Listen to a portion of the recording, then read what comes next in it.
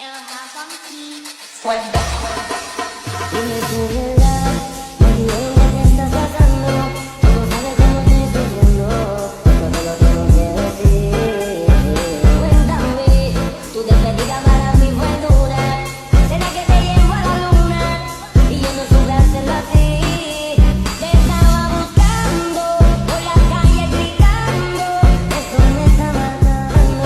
Tú no sabes cómo estoy.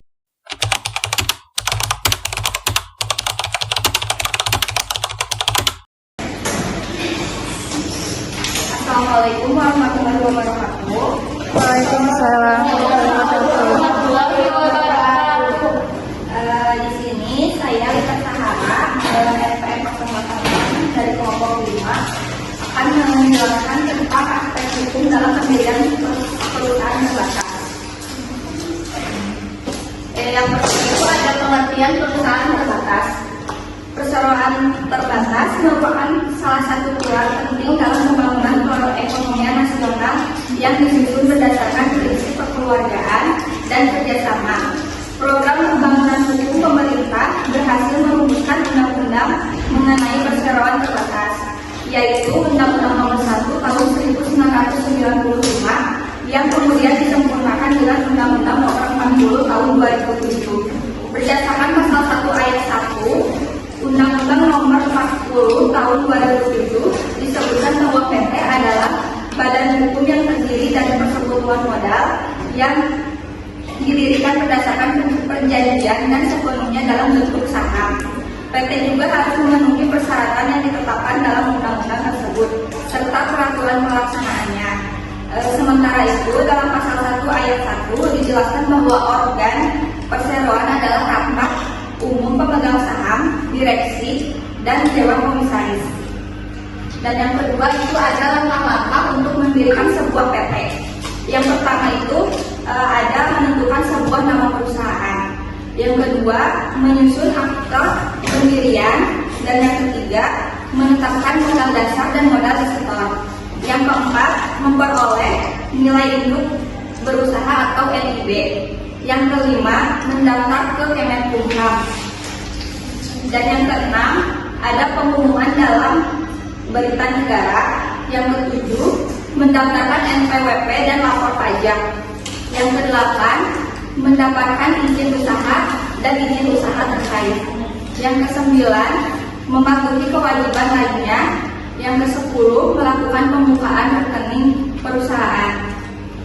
Dapat disimpulkan bahwa perusahaan terbatas adalah badan hukum yang merupakan persekutuan modal yang didirikan berdasarkan perjanjian, melakukan kegiatan usaha dengan modal dasar yang seluruhnya terbagi dalam saham yang diatur oleh Undang-Undang Nomor 40 Tahun 2007 serta struktur organisasi yang terdiri dari 3 pihak utama, yaitu ada pemegang saham, direksi, dan komisaris. Langkah-langkah utama termasuk pemilihan nama perusahaan, penyusunan akta pendirian oleh notaris, penetapan modal dasar dan disetor, pengajuan nomor induk berusaha atau NIB, serta pendaftaran di Kementerian Hukum dan HAM. Baik, cukup yang saya jelaskan. Ada yang mau bertanya? Saya izin bertanya. Baik. Karisa Amalia dengan nomor MPM 434320930992. Seperti yang kakaknya jelaskan, langkah-langkah pendirian sebuah PT kan. Saya ingin bertanya, apa saja sih dokumen yang diperlukan dalam pendirian sebuah PT? Baik, terima kasih atas pertanyaannya. Izin menjawab bahwa apa saja dokumen yang diperlukan dalam pendirian sebuah PT. Yang pertama itu ada kartu identitas, yaitu ada KTP atau NPWP pemegang saham atau pengurus. Dan yang kedua itu ada KK. Yang ketiga ada surat keterangan domisili lokasi perusahaan. Dan yang keempat ada akta pendirian yang disusun oleh notaris. Dan yang kelima ada perjanjian sewa atau bukti kepemilikan kantor. Dan yang keenam foto direktur ukuran 3x4 latar merah. Dan yang ketujuh fotokopi pajak bumi dan bangunan atau PBB tahun terakhir. Baik, segitu cukup. Terima kasih. Ada lagi yang mau bertanya? Sudah cukup. Untuk materi yang selanjutnya akan dibahas oleh rekan saya yang bernama Nur tentang peran notaris dalam pendirian PT menurut Undang-Undang Pasal 7 tentang perusahaan terbatas.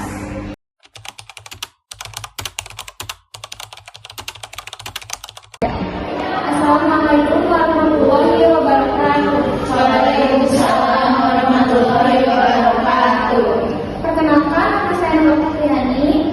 Saya perwakilan dari kelompok 5 MPM 43 34 03 2023 1110. Di kesempatan kali ini saya akan memaparkan mengenai aspek hukum dalam pendirian PT. Yang pertama itu adalah latar belakang PT. Perseroan terbatas merupakan salah satu bentuk badan hukum yang paling umum yang digunakan di Indonesia, di mana keberadaannya diatur oleh Undang-Undang Nomor 10 Tahun 2007 tentang perseroan terbatas. Adapun rumusan masalah yang kelompok kami ambil itu ada 5 poin. Yang poin kedua itu tentang peran akte notaris dalam pendirian PT, yang mana poin tersebut akan dijelaskan oleh saya. Menjawab pustaka yang saya ambil dari poin ini yaitu mengambil dari buku Inter, yang mana bukunya berisi mengenai pasal 7 Undang-Undang Perseroan Terbatas, bahwa perseroan harus didirikan berdasarkan akte notaris yang secara eksklusif yang menentukan untuk pendirian PT. Lalu ada pembahasan. Akte notaris dalam proses pendirian badan usaha berfungsi sebagai dokumen legal yang mengesahkan bahwa berdirinya suatu badan usaha. Peran akte notaris dalam pendirian PT itu ada 4. Yang pertama itu sebagai legalitas dan kepastian hukum. Yang kedua itu untuk penyusunan anggaran PT. Yang ketiga itu dokumen yang sah. Lalu yang keempat atau yang terakhir itu tentang pendaftaran Kementerian Hukum dan HAM. Poin pertama itu tentang legalitas dan kepastian hukum.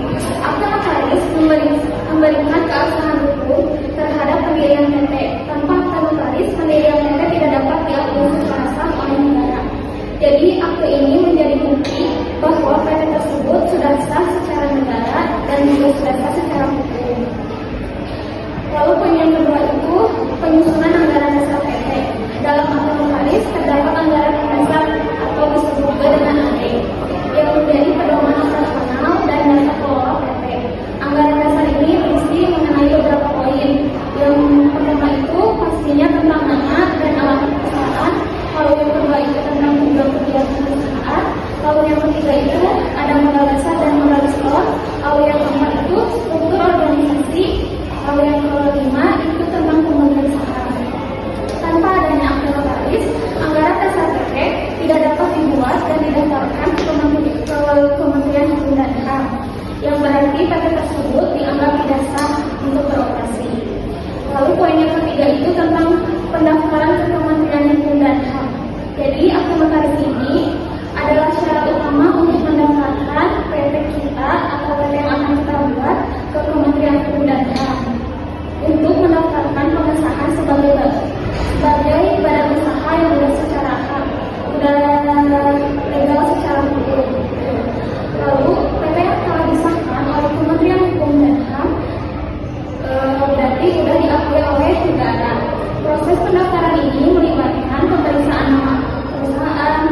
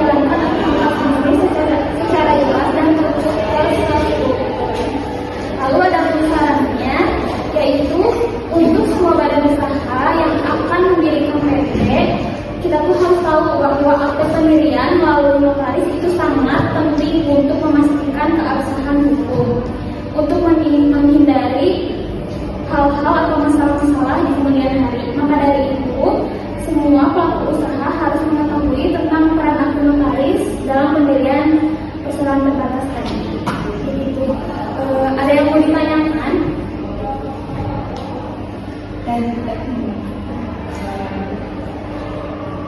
Izin bertanya, saya Yunita Nurpadila dengan NPM 106. Izin bertanya mengenai duplikasi nama dan pelanggaran nama.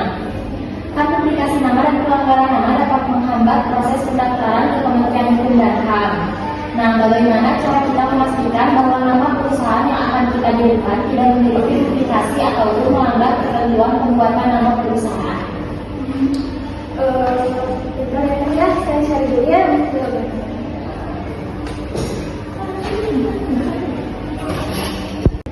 Ingin menjawab pertanyaan dari Teh Yunita ya tadi. Jadi gini Teh, pertanyaannya kan tadi mengenai duplikasi nama dan pelanggaran nama yang dapat menghambat proses pendaftaran ke Kementerian Hukum dan HAM ya. Jadi, terus pertanyaannya itu bagaimana cara kita memastikan bahwa nama perusahaan yang akan kita dirikan tidak memiliki duplikasi ataupun melanggar ketentuan hukum yang berlaku, gitu kan? Jadi jawabannya, untuk memastikan bahwa nama perusahaan yang akan kita dirikan itu tidak mengalami duplikasi atau pelanggaran ketentuan hukum yang berlaku, ada beberapa langkah yang harus kita lakukan terlebih dahulu. Salah satunya itu, tadi ya kita harus mengecek nama perusahaan kita terlebih dahulu. Jadi Kementerian Hukum dan HAM itu punya fasilitas online service yang diberikan namanya singkatannya AHU atau Administrasi Hukum Umum, yang memungkinkan semua orang yang mau mendapatkan nama perusahaannya bisa memeriksaannya terlebih dahulu. Apakah nama perusahaan yang akan kita ajukan sudah terdaftar atau belum? Nah, untuk linknya itu atau online service-nya itu ada di AHU https://ahau.go.id. Nanti si tampilannya itu kayak gini Teh. Ini nih. Bisa dilihat yang begini. Ya. Nah, ini tuh tampilan dari sistem online service AHU tadi. Nah, nanti itu kan ini tuh ada dua pilihan. Ada yang cek nama perseroan terbatas, lalu ada yang pendaftaran perseroan terbatas. Kalau kita mau ngecek, pilihnya yang ini aja ya. Lalu yang kedua itu kita harus memeriksa merek dagang yang terdaftar. Selain memeriksa nama, kita harus memeriksa dulu mereknya. Apakah mereknya juga terjadi duplikasi atau tidak. Kalau untuk mencari merek, ya kan kalau tadi di AHU, kalau ini di DJKI. Si linknya itu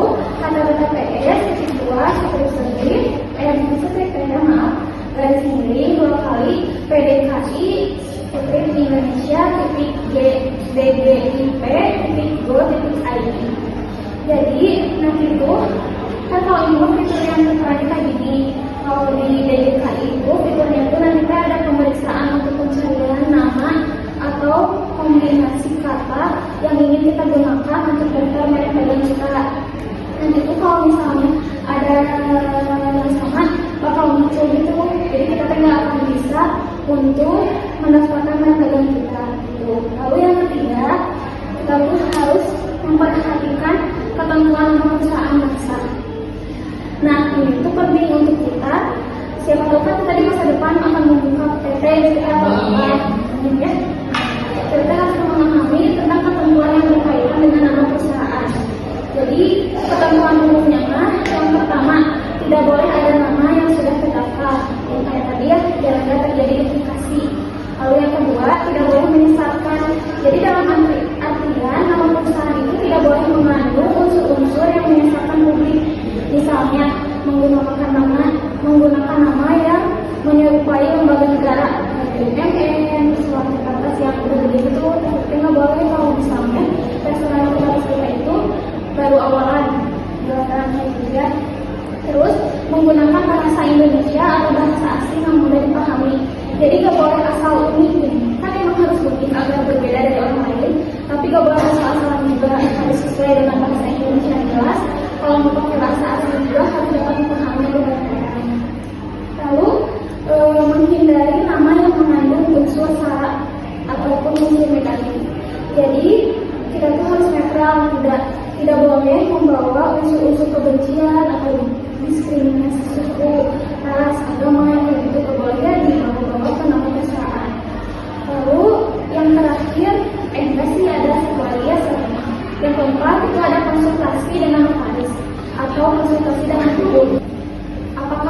yang bertanya lagi? Sudah cukup. Mungkin segitu saja pemaparan materi yang saya jelaskan. Selanjutnya akan dijelaskan oleh rekan saya yang bernama Teh Erika. Terima kasih.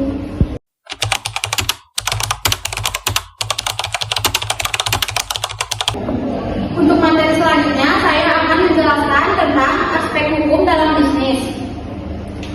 Yang pertama ada definisi PT. Perseroan terbatas adalah bentuk badan hukum yang didirikan berdasarkan perjanjian yang modalnya terdiri atas saham-saham. Pemegang saham memiliki tanggung jawab terbatas sebesar nilai saham yang dimiliki. Lalu ada pengaruh UU Cipta terhadap prosedur pendirian PT. UU Cipta Kerja yang disahkan pada tahun 2020 membawa perubahan signifikan terhadap prosedur pendirian perseroan terbatas atau PT di Indonesia. Berikut adalah beberapa dampak utama dari undang-undang tersebut. Yang ke-1 ada perubahan kriteria prosedur pendirian PT.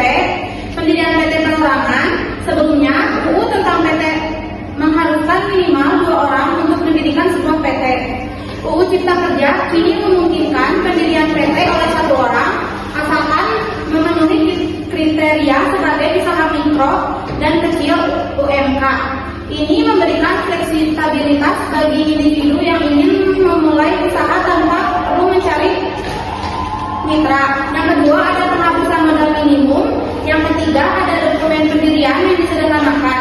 Untuk mendirikan PT yang memenuhi kriteria UMK tidak lagi diperlukan. Lalu ada yang kedua, sistem perizinan administrasi. Sistem online single submission atau OSS. UU Cipta Kerja mendorong penggunaan sistem OSS untuk pendaftaran dan perizinan usaha. Melalui sistem ini, pelaku usaha dapat memperoleh nomor induk berusaha atau IND secara elektronik yang juga berfungsi sebagai tanda daftar untuk mengurus dokumen ke berbagai instansi. Yang kedua, penerapan perizinan berbasis risiko. UU ini juga memperkenalkan konsep perizinan berdasarkan tingkat risiko usaha, di mana izin usaha ditentukan oleh penilaian risiko dari kegiatan usaha tersebut. Lalu ada juga dampak terhadap usaha mikro dan kecil. UU Cipta Kerja dihadirkan untuk mendukung pertumbuhan UMK dengan memberikan kemudahan dalam proses pendirian dan pengelolaan perusahaan. Dengan perubahan ini diharapkan lebih banyak individu dapat memanfaatkan bentuk badan hukum PT untuk mengembangkan usaha mereka secara legal dan terstruktur. Secara keseluruhan, UU Cipta Kerja bertujuan untuk menciptakan iklim bisnis yang lebih baik dengan mengurangi hambatan dalam pendirian perusahaan, terutama bagi pelaku UMK di Indonesia. Lalu ada kesimpulan, UU Cipta Kerja membawa perubahan signifikan dalam prosedur pendirian PT, terutama dengan memungkinkan pendirian PT perseorangan untuk usaha mikro dan kecil atau UMK, menghapuskan modal dasar minimum, serta menyederhanakan persyaratan pendirian. Selain itu, sistem perizinan kini lebih terintegrasi dengan penggunaan sistem online single submission atau OSS dan penerapan perizinan berbasis risiko yang memudahkan pelaku usaha untuk memulai bisnis.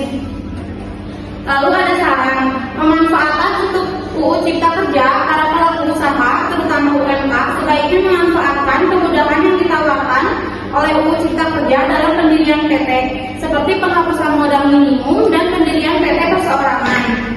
Mungkin itu saja yang dapat saya sampaikan. Ada pertanyaan?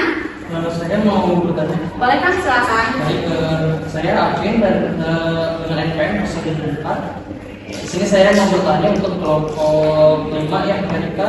Jadi apakah terdapat perbedaan signifikan dalam prosedur pendirian PT untuk usaha mikro, kecil dan menengah yang disingkat UMKM ya, dibandingkan dengan perusahaan besar setelah berlakunya Undang-Undang Cipta Kerja? Nah, di sini saya pengen jawabannya itu mengarah perbedaan perlakuan bagi berbagai skala usaha. Dan itu saja pertanyaan dari saya. Terima kasih. Baik Kang, terima kasih izin menjawab. Jawabannya, ya terdapat perbedaan signifikan dalam prosedur pendirian PT untuk UMKM dibandingkan dengan perusahaan besar setelah berlakunya UU Cipta Kerja.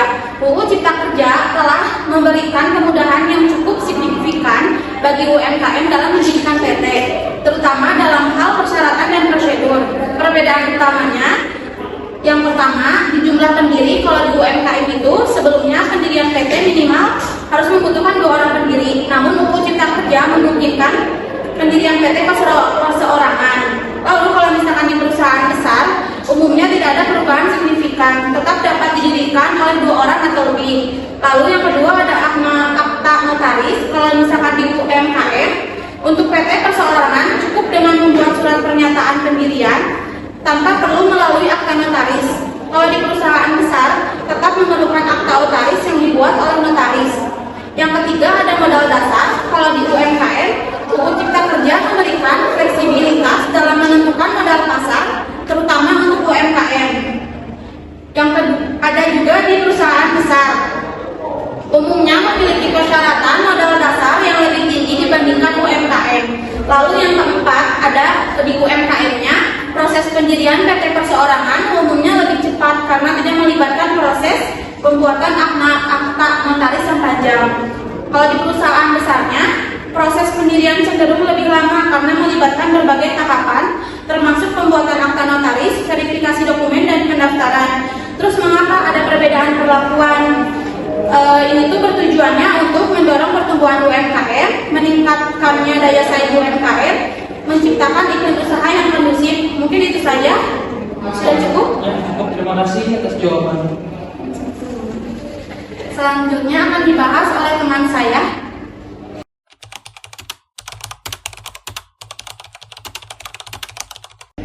Perkenalkan, nama saya Destani Rizma Fauzia dengan NPM 051. Materi selanjutnya yang akan dibahas itu ada konsekuensi hukum bagi pemegang saham dalam PT perseorangan. Sebelum masuk ke materinya, di sini saya akan menjelaskan dulu definisi PT perseorangan. Jadi PT perseorangan adalah jenis perusahaan yang dimiliki dan dikelola oleh satu orang pemegang saham yang bertanggung jawab secara penuh atas operasional dan kewajiban perusahaan. Lalu selanjutnya dari materi konsekuensi hukum tadi, yang pertama itu ada tanggung jawab terbatas. Maksudnya adalah pemegang saham PT perseorangan memiliki tanggung jawab terbatas pada saham yang dimilikinya. Namun dalam beberapa kasus pemegang saham dapat diminta bertanggung jawab secara pribadi atas kewajiban perusahaan. Lalu yang kedua, tanggung jawab pribadi dalam kondisi tertentu. Dalam beberapa kasus pemegang saham dapat dimintai tanggung jawab pribadi atas kewajiban perusahaan. Misalnya jika yang pertama itu pemegang saham tidak memisahkan kekayaan pribadi dan kekayaan perusahaan. Lalu yang kedua, pemegang saham menggunakan PT untuk melakukan tindakan yang melawan hukum. Lalu yang ketiga itu pemegang saham tidak memenuhi kewajiban administratif yang diatur undang-undang. Selanjutnya itu adalah hak dan kewajiban pemegang saham. Pemegang saham memiliki hak untuk menerima pembagian laba dan dapat berpartisipasi dalam pengambilan keputusan. Namun mereka juga memiliki kewajiban untuk memenuhi kewajiban finansial perusahaan. Lalu yang selanjutnya itu adalah penyelesaian sengketa atau likuidasi. Jika perusahaan mengalami masalah hukum atau harus likuidasi, pemegang saham harus tunduk pada aturan hukum yang berlaku, termasuk pengalihan aset perusahaan kepada pihak ketiga sesuai ketentuan. Yang kedua itu, jika ada pihak yang merasa dirugikan oleh PT perseorangan, misalnya itu kreditur, pemegang saham dapat digugat dalam kapasitas pribadi jika terbukti ada pelanggaran hukum. Lalu yang selanjutnya itu ada konsekuensi perpajakan. Pemegang saham dalam PT perseorangan juga bertanggung jawab memastikan perusahaan membayar sesuai ketentuan yang berlaku. Kelalaian dalam membayar pajak dapat menimbulkan sanksi administratif atau pidana terhadap perusahaan dan dalam beberapa kasus terhadap pemegang saham secara pribadi. Kesimpulan dari materi ini yaitu konsekuensi hukum bagi pemegang saham dalam PT perseorangan, terutama dalam PT perseorangan, meliputi tanggung jawab yang terbatas yang hanya sekedar modal yang disetorkan. Namun dalam kondisi tertentu seperti pencampuran kekayaan pribadi dengan perusahaan, penyalahgunaan PT untuk tindakan ilegal atau kelalaian administratif, pemegang saham dapat dimintai tanggung jawab pribadi. Oleh karena itu penting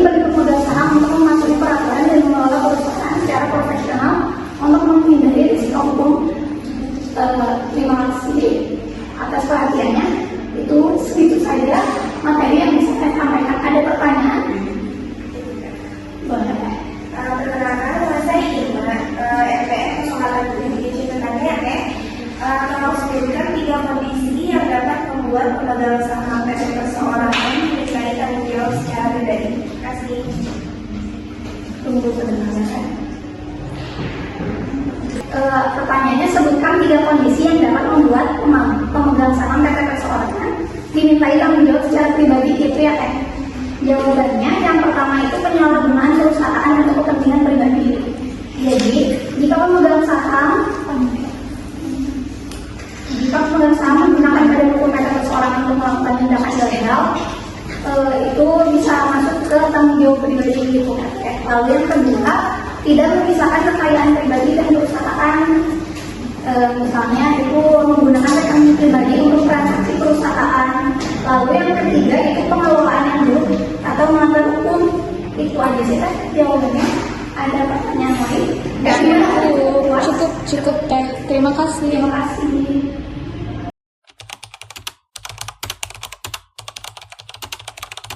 Selanjutnya di sini ada resiko hukum terkait keabsahan dokumen pendirian tanpa akta notaris.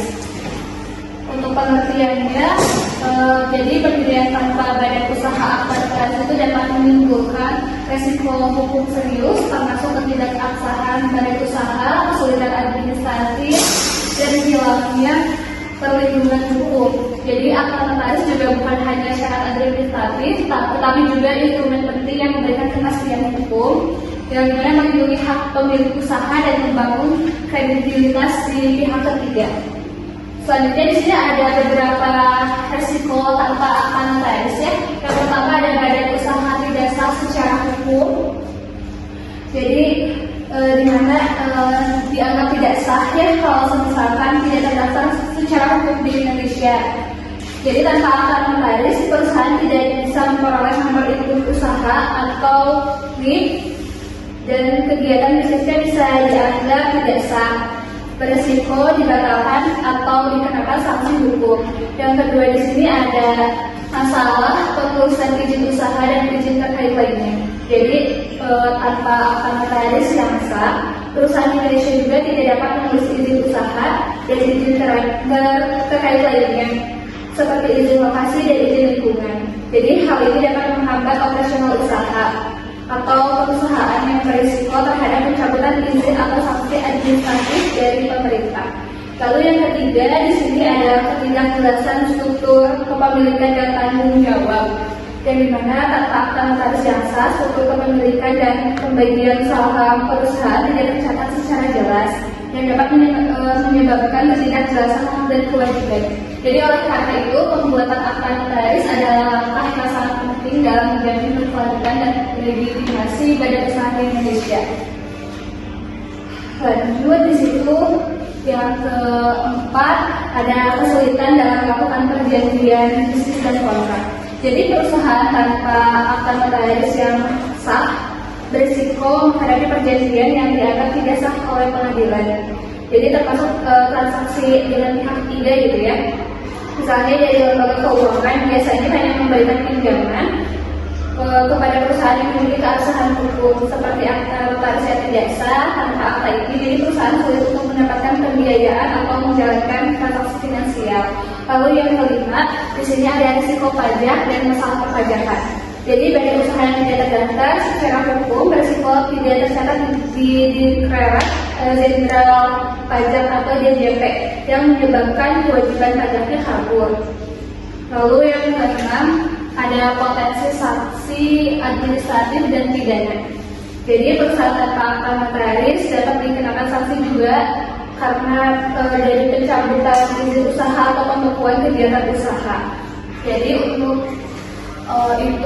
jadi pembuatan akta notaris adalah langkah yang sangat penting dan menjamin berkelanjutan dan legitimasi badan usaha di Indonesia. Jadi kesimpulannya, akta notaris itu memiliki peran yang sangat penting dalam pendirian badan usaha di Indonesia. Jadi tanpa akta notaris yang sah, perusahaan berisiko dianggap tidak terdaftar secara hukum dan menghadapi hambatan dalam pengurusan izin usaha serta memiliki kewajiban perpajakan. Jadi selain itu, perusahaan yang tidak memiliki akta notaris juga dapat dikenakan sanksi administratif. Ada yang mau bertanya? Boleh? Izin bertanya, perkenalkan nama saya Saskia Nusfi Paluji dengan MPN 085 dari kelompok 2. Pertanyaannya, jelaskan dampak hukum jika terjadi sengketa dalam usaha tanpa akta notaris. Jadi kalau misalkan tanpa akta notaris itu beresiko sulit membuktikan hak ya teh dan kewajiban dalam sengketa. Jadi tidak diakui secara hukum dan menimbulkan tanggung jawab pribadi atas utang usaha. Jadi konflik antar kementerian gitu ya, sulit dipercayakan, sulit dipercaya pihak luar juga, dan dapat dikenakan sanksi administratif yang tadi udah dijelasin juga ya teh ya. Jadi akta notaris itu penting untuk perlindungan hukum dan kejelasan usaha. Terima kasih, Teh. Untuk materi selanjutnya sudah selesai. Jadi sekian, terima kasih. Sekian dari kelompok kami. Mohon maaf bila ada kesalahan kata-kata. Wabillahi taufiq wal hidayah.